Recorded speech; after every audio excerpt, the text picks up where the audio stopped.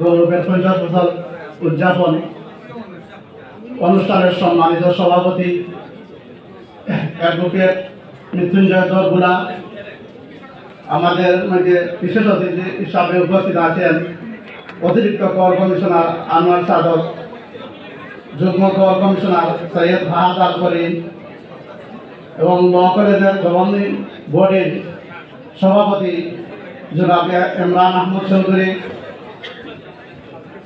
আমাদের মধ্যে উপস্থিত আছেন সিলেট বারের সম্মানিত সভাপতি অ্যাডভোকেট অশোক পুরকায়স্থ এবং সাবেক সহসভাপতি অ্যাডভোকেট শামসুল হক,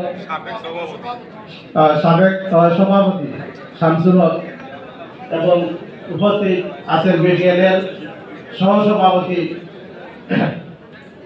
জনাব আবুল ফজল এবং বারের সিনিয়র আইনজীবী এবং আমার সহকর্মী বৃন্দ, আসসালামু আলাইকুম রহমতুল্লাহ। আমরা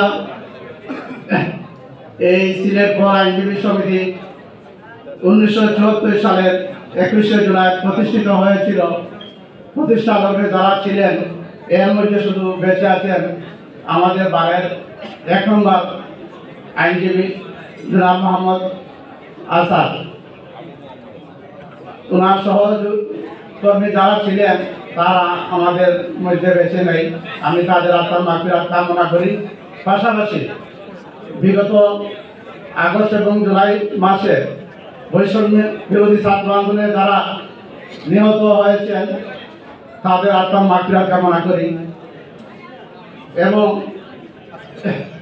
এই বিজয়ের মাসে আমি আমাদের বারের বীর মুক্তিযোদ্ধা জনাব রফিকুল হককে আমি স্নেহ জানাই।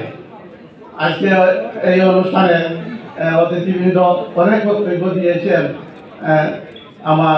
আমি আর বক্তব্য দিতে চাই না। আমি সবার সুস্বাস্থ্য কামনা করে এবং সবার মঙ্গল কামনা করে আমার বক্তব্য শেষ করছি। আসসালামু আলাইকুম রহমতুল্লাহ।